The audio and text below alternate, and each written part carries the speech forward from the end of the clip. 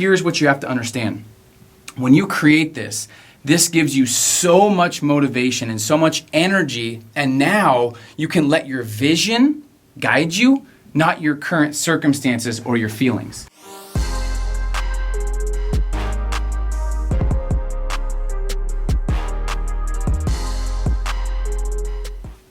Hey, it's Peter Voogd, and welcome back to another episode of the YEL 2.0 podcast. Whether you're watching on YouTube or you're listening in your car, I appreciate you. I'm excited to continue the 6 months of six figures series.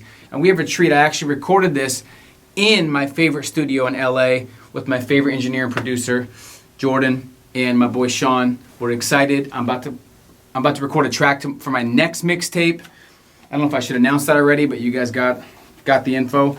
And everything I've talked about up to here, mastery versus overload, the hidden agenda, the hidden opportunity, money matters, all of that did not do me any good until I got crystal clear on what I wanted.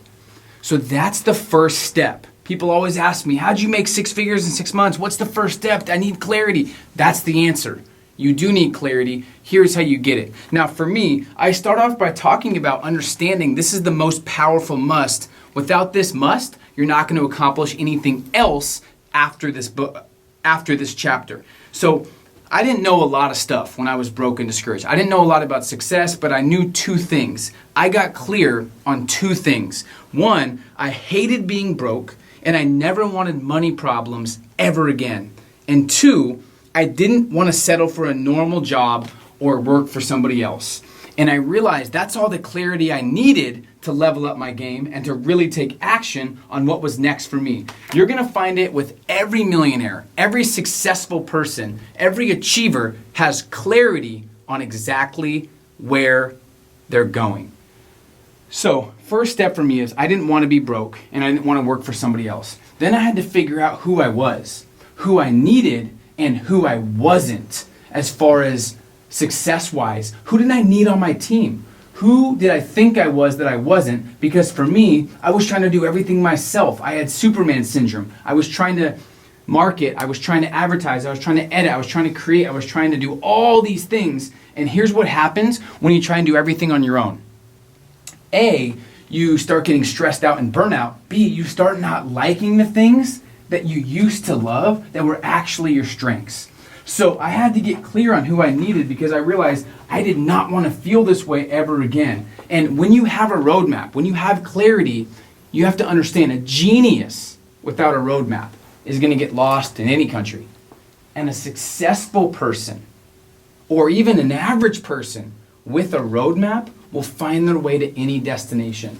So I had so much noise in my head. I had to get crystal clear on what I wanted, but more importantly than that, I had to get crystal clear on why I wanted it and what I was willing to give up. So here's what I have to explain to you. If you know what you want, but you don't know what you're willing to give up, usually you'll settle and you won't get to that next level. So I had to figure out what I wanted, why I wanted it, and what I was willing to give up. I was 22, 23 at the time. Was I willing to give up partying? Was I willing to give up going out with the friends and drinking? Was I willing to give up going to sporting events, going to movies, weekends? Yes. So that's the first thing. I had to get crystal clear, and I had to shift from complexity to simplicity. I had to get rid of all the noise in my head. And why this was the first step, because this is the first step to any accomplishment, is what do you want? And more important than that, why do you want it? Are your reasons strong enough to help you sacrifice the necessary actions to get to that next level? So I had to create a one-page plan. For me, I was so overwhelmed. I was so frustrated. I was so discouraged. I had all these things in my head. I had advice from everybody, and I had to get clear that I don't need most of this advice. So I created a one-page plan, and I'm going to share this with you. I haven't shared this a lot. I don't think I've talked about it on my podcast or on YouTube, only to people in my academy. But here's what you have to understand. When you create this, this gives you so much motivation and so much energy, and now you can let your vision guide you, not your current circumstances or your feelings. So on this plan, you have to figure out exactly what your ideal outcome is. So for me, I didn't know my ideal outcome, but I knew I didn't want to be broke. I knew I wanted to make a comeback. I knew I wanted to prove my friends wrong and my family wrong that I could be successful on my own. I dropped out of college my senior year, so everybody's thinking I'm gonna fail. So I had that motivation. So I figured out, okay, what was my ideal outcome 6 months from now? I wanted to be out of debt. I wanted to make money. I wanted to be happier. I wanted to have some results. I wanted to hit a certain level in my company. So for you, it's tough to tell you, but you have to start basing that ideal outcome on what's possible and off your potential, not off your past and not off your insecurities. So once again, first step to this is write down or think about what your ideal outcome is. I ask 100 entrepreneurs what their ideal outcome is for the next 6 months. 9 out of 10 are too vague or they don't know.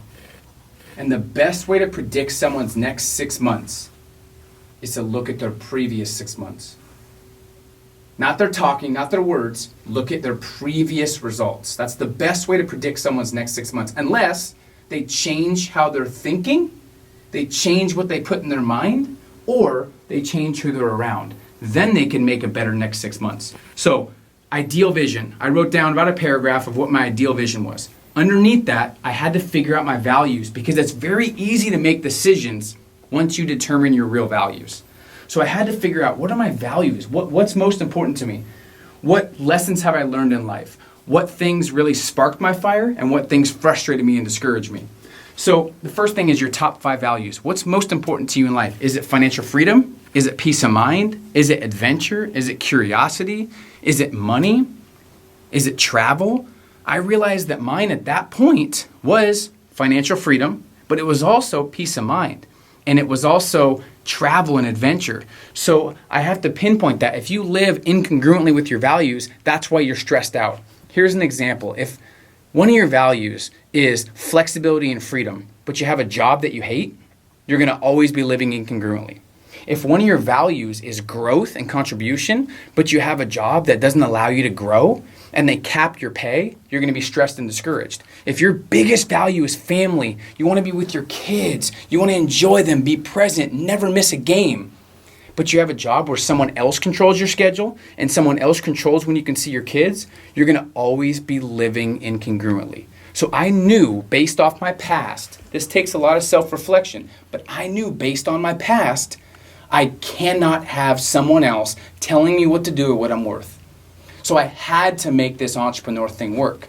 So one of my values was financial freedom and complete autonomy. So I wrote down my 5 values: family, flexibility, autonomy, financial freedom, travel. Next thing down, my top 5 goals, my top 5 results I want to commit to accomplishing no matter what. Not 50, not 100. Top 5 goals that you want to accomplish in the next 6 months. And if me and you were hanging out 6 months from now, what would you have to accomplish for you to be completely excited, satisfied, and happy about your results so far? Remember, base this off your potential, not limitations. Most people base all their future goals on their past frustrations and insecurities. Don't do that. That's what I was doing up to that point. That's how I ended up broke. So base your next 6 months off what's possible. Top 5. Right below that, this was the game changer for me. I talk about it in my book. I talk about it when I speak. I talk about it everywhere because it changed my life. Next is your top 5 most compelling reasons. This is your juice. This is that charge. This is your fuel to actually accomplish those 5.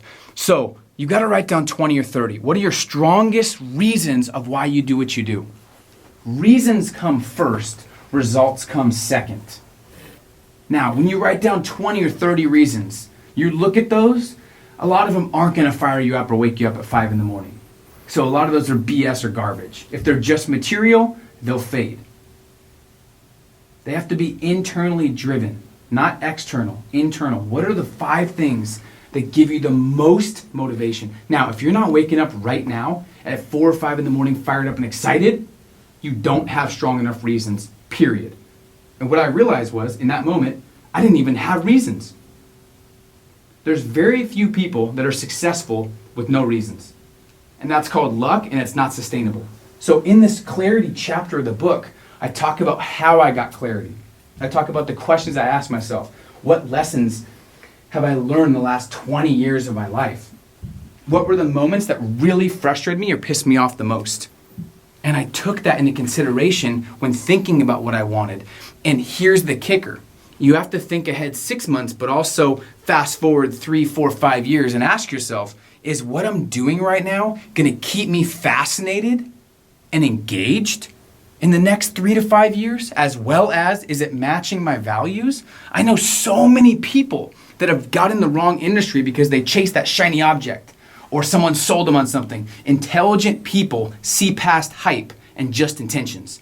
And if you don't think things through and thoroughly think through your values and your strengths, you're going to be stressed out and you're going to have that moment where you're like, wow, I just wasted 3 years, 5 years, 10, 30 years of my life. Get these reasons locked in to where you look at those, and sometimes they almost get you emotional because you're that serious and they mean that much to you. Once again, reasons come first, results come second. Underneath that, now it's what's the 1 or 2 skills, because skills are weapons in this new economy. What's the 1 or 2 skills that you want to master that are most relevant to your 6-month vision? I didn't have skills. I was motivated, I was ambitious, but let's be honest, how many of us know people that are motivated and ambitious, but broke? That's not even a prerequisite. And once again, I talk about this, but there's people that are 16 making millions and broke 45-year-olds.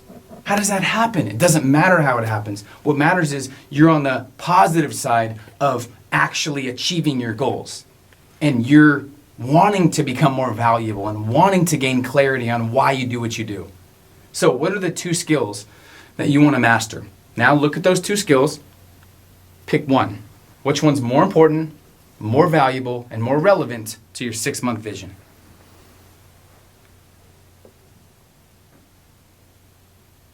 Okay, so for the next 6 months, that's the focus. Every piece of information that comes to you, podcast, books, audios, videos, YouTube, that's the only thing you're studying. It mind boggles me how many people study anything someone else tells them to study. Hey, there's a new book out. Hey, check this podcast out. Too much information, not enough execution. My challenge to you, and I challenge myself as well, get addicted to outcomes and results, not information and knowledge. I talked about that a couple videos ago, but have you really executed on that? So clarity comes from getting rid of everything that's not a high priority, and if it's not long term, it's small talk for you. So clarity, what are you going to do to give yourself more clarity for the next 6 months? You take this 1-page plan, okay, you sign the bottom of it. You print it out. You print out 3, 4, 5 copies. Put one in your, I had one in my shower. I had one in my car. I had one in my desk. I had one in my planner. And I looked at that every single day because circumstances are going to hit you. You're going to be in bad moods. Things are going to happen with the family. That's just inevitable.